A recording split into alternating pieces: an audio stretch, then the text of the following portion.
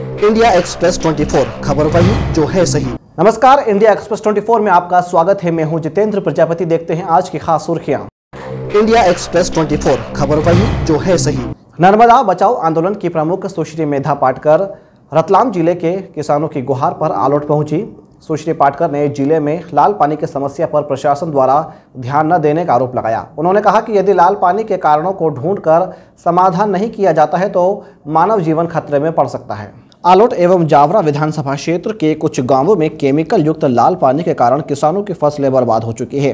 पीड़ित किसानों की पुकार पर नर्मदा बचाओ आंदोलन की प्रमुख सुश्री मेघा पाटकर रविवार को आलोट के भोजाखेड़ी एवं जावरा के अर्नियापिथा क्षेत्र का दौरा कर रतलाम पहुंची। सुश्री पाटकर ने मीडिया से चर्चा करते हुए बताया कि लाल पानी से कई किसानों की फसलें बर्बाद हो चुकी है, लेकिन प्रशासन गंभीर नहीं है। उन्होंने शासन प्रशासन पर गंभीर आरोप लगाते हुए कहा कि जवाबदार फैक्ट्री संचालकों से सख्ती से नियमों का पालन नहीं करा पा रहे हैं। आज आलोट क्षेत्र में हम गए तो एसिड क्या अल्कली क्या कुल मिलकर रसायनों का असर है और वो असर एक साल पहले से धीरे धीरे बढ़ता हुआ 6 महीने पहले ज़्यादा लोगों को समझ में आया। तो आवेदन जनवरी महीने से दिए हुए हैं लोगों ने कुछ वहाँ के विधायक महोदय ने भी आलोट के मनोज चावला जी, उन्होंने भी फरवरी में आवेदन दिया है। कुछ किसानों के जनवरी के आवेदन है, लेकिन उस पर कोई कार्यवाही नहीं। और आज स्थिति ये बन गई है कि वो जो केमिकल्स एफ्लुएंट्स हैं वो स्रोत तो नागदा में ही है, ऐसा लोगों का साफ कहना है, लेकिन स्रोत कौन सा, असर कितना, कहाँ से केमिकल्स कौन ला रहे हैं, कहाँ डाल रहे हैं, डंपिंग कहाँ हो रहा है और इसके लिए दोषी कौन है, इसकी जांच अभी तक बाकी है। केवल अभी 8 दिन पहले जो जांच शुरू हुई है उसका रिपोर्ट नहीं आया, पर आज धरातल की हकीकत डीपी धाकड़ जी और राजेश पुरोहित जी और बाकी सब हमारे साथ थे और दिनेश दुबे जी ने भी ये बात ध्यान में लाई थी। लेकिन यहाँ जो हमने देखा आलोट में, जैसे भोजाखेड़ी गांव में, वहाँ एक गौशाला में जो असर आया, कुछ मौत हो गई जानवरों की, तो गौवंश को बचाने के लिए इन्होंने टैंकर से पानी देना शुरू कर दिया। लेकिन उसके बाजू में जो गरीबों के मकान है वो आज भी लाल रंग का पानी पी रहे हैं।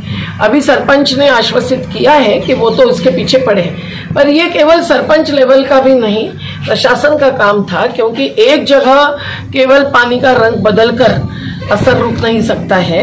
ये जो एफ्लुएंट्स है वो कहीं ना कहीं ट्रीटमेंट प्लांट के बिना बाहर निकाल रहे हैं या आधी अधूरी ट्रीटमेंट कर रहे हैं। दूसरी बात कि वो रसायन जो ट्रांसपोर्ट का एग्रीमेंट होगा कंपनी और इनके बीच में, उसके तहत कोई ले जाते या तो जाते हुए डंप कर रहा है या वहां जाने के बाद आते हुए कुछ और भाड़ा मिले इसके लिए वेस्ट लाकर डंप कर रहा है। बड़ौदा में, अंकलेश्वर में, तापी में हमारे जो कार्यकर्ता संघर्ष कर रहे हैं, हम जानते हैं कि वो पर्यावरणविद हैं और उन्होंने सुप्रीम कोर्ट में कई केसेस जीती हैं। 2012 और 2017 का पर्यावरण सुरक्षा समिति की याचिका में जो फैसला है वो स्पष्ट है कि इसके लिए दोषी किसको पकड़ा जाएगा, पोल्यूशन कंट्रोल बोर्ड के जनरल सेक्रेटरी और मुख्य सचिव।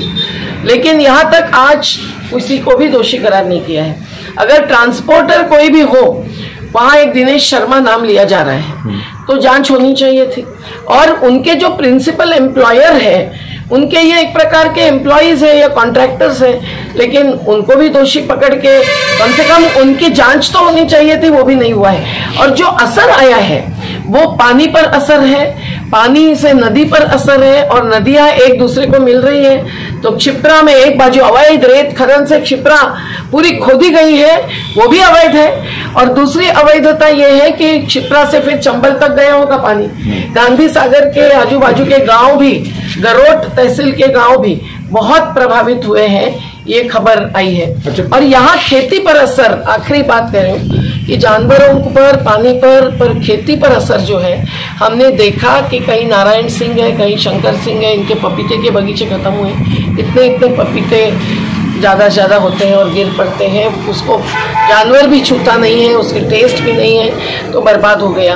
प्याज का बगीचा कहीं, खेती कहीं बर्बाद हो गई, कहीं अमरूद का बगीचा बर्बाद हो गया, और इसके पंचनामे भी नहीं हुए हैं अभी तक। एक आध पंचनामा हुआ है, आज एसडीएम और तहसीलदार ने आश्वस्त किया है कि हम लोग इसकी तत्काल पंचनामे बनवाएंगे और हमारी मांग है, सभी किसान हमारे साथ आए थे कि हमारी नुकसान भरपाई देनी पड़ेगी। सुश्री पाटकर इसके बाद बड़वानी के लिए प्रस्थान कर गई। इस दौरान उनके साथ डीपी धाकड़, राजेश भरावा, राजेश पुरोहित साथ थे। इंडिया एक्सप्रेस 24 खबर वही जो है सही। टीकाकरण को लेकर प्रशासन द्वारा व्यापक तैयारियां कर ली गई है। प्रशासन द्वारा टीकाकरण जागरूकता को लेकर रैली निकाली गई एवं जिले भर के वैक्सीनेशन से वंचित लोगों को टीकाकरण के लिए आग्रह किया। 21 जून से 30 जून तक चलने वाले टीकाकरण महाअभियान को जन जन का अभियान बनाने की पहल प्रशासन द्वारा की गई है। इस अभियान के प्रति जागरूकता पैदा करने के लिए प्रशासन कामला सड़कों पर उतरा और वाहन रैली निकालकर शहर वासियों से टीकाकरण के लिए आह्वान किया। आग्रह है 18 वर्ष से अधिक आयु वर्ग के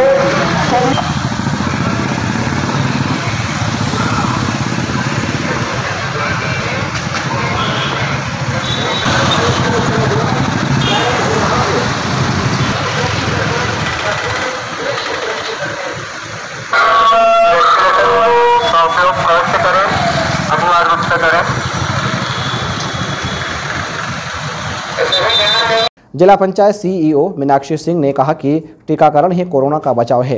रतलाम शहर के सभी वासियों से मेरा विनम्र अनुरोध है कि वैक्सीनेशन जरूर करवाएं। जैसे कि तीसरी लहर की आशंका जताई जा रही है, इसका बचाव सिर्फ वैक्सीनेशन है, तो आप सबसे मेरा अनुरोध है कि आप सभी वैक्सीनेशन जरूर करवाएं। मैंने भी अपने दोनों डोज लगवा लिए हैं। Thank you. पुलिस कप्तान श्री गौरव तिवारी ने भी टीका लगवाने की अपील की। 21 जून से वैक्सीनेशन को लेकर एक जिला प्रशासन द्वारा महाअभियान स्टार्ट किया जा रहा है। मेरा आप सभी से आग्रह है, खासतौर से 18 साल से ऊपर वाले जितने भी लोग हैं, आप वैक्सीनेशन जरूर कराएं। पिछले दिनों माह अप्रैल मई में जिस तरह की भयावह स्थिति को हम लोगों ने फेस किया, उससे बचने का एकमात्र सबसे सटीक इलाज वैक्सीनेशन ही है। वैक्सीनेशन करने से एंटीबॉडीज डेवलप होंगी तो जरूर हम इससे बच पाएंगे। और जो तीसरी लहर की बात भी हो रही है कि जो बच्चे प्रभावित होंगे, उससे बच्चों को बचाने के लिए भी सबसे जरूरी है कि घर में जो बड़े बुजुर्ग हैं, माता पिता हैं, सब लोग वैक्सीनेशन कराएं, तो ऑटोमेटिकली सभी वैक्सीनेटेड रहेंगे तो हमारे बच्चे सेफ रहेंगे। इसलिए आप सभी से आग्रह है कि इस अभियान में बढ़ चढ़ कर पार्टिसिपेट करें और इसको सफल बनाएं और वैक्सीनेशन जरूर कराएं। Thank you. इंडिया एक्सप्रेस 24 खबर वही जो है सही। जावरा विधानसभा के ग्राम लालाखेड़ा में दिल्ली मुंबई एक्सप्रेस हाईवे निर्माण एजेंसी की लापरवाही से कुछ गरीबों के घरों में पानी भर गया और सामान बर्बाद हो गया। कांग्रेस नेता वीरेंद्र सिंह सोलंकी ने मुआवजे न मिलने पर आंदोलन की चेतावनी दी है। ग्राम लालाखेड़ा में कुछ परिवारों को एटलेन निर्माण एजेंसी के कर्मचारियों की लापरवाही ने पहली ही बारिश में बेघर कर दिया।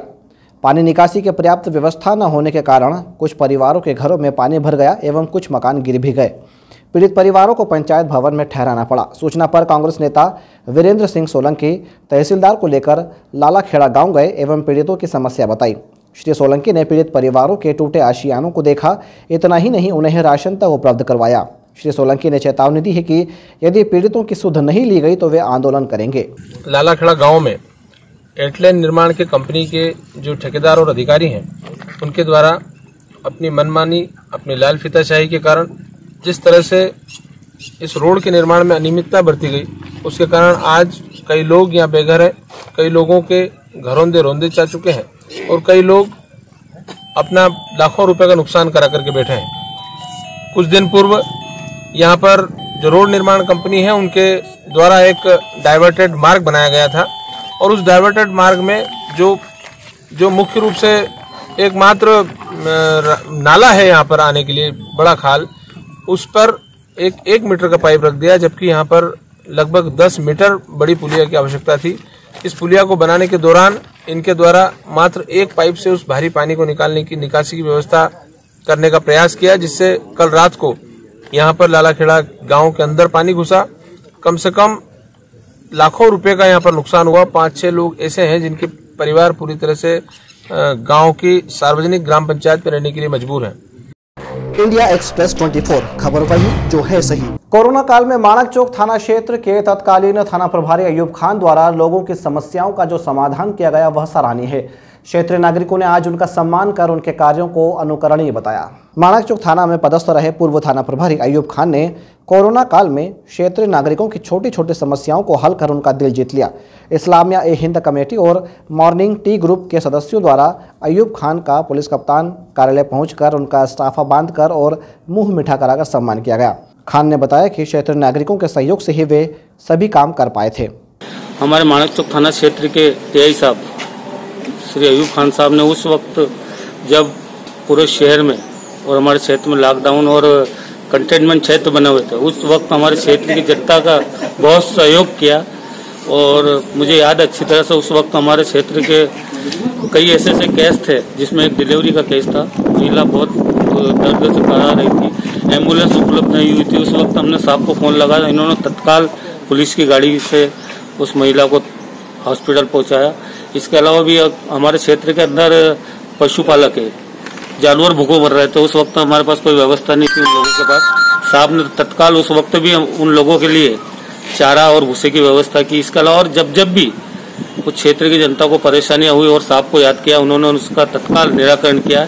इसलिए आज हमारी सामाजिक संस्था Islamia Hind committee, morning tea group और हमारे वार्ड क्रमांक 46 की नागरिकों की ओर से हमने यहाँ उनका सम्मान किया है। इंडिया एक्सप्रेस 24 खबर वही जो है सही। 18 वर्ष से अधिक आयु वर्ग के श्रमिकों और उनके परिवारों के लिए वैक्सीनेशन की व्यवस्था औद्योगिक क्षेत्र स्थित श्री राम इंडस्ट्रीज और कटारिया इंडस्ट्रीज में की गई है। टीकाकरण सुबह 9 बजे से शुरू होगा। यह जानकारी जयेश झालानी ने दी। श्री झालानी ने आम लोगों से टीकाकरण में अधिक से अधिक भाग लेने की अपील की। आज बस इतना ही। कल फिर हाजिर होंगे कुछ नई हलचलों के साथ। तब तक के लिए नमस्कार। इंडिया एक्सप्रेस 24 खबर वही जो है सही।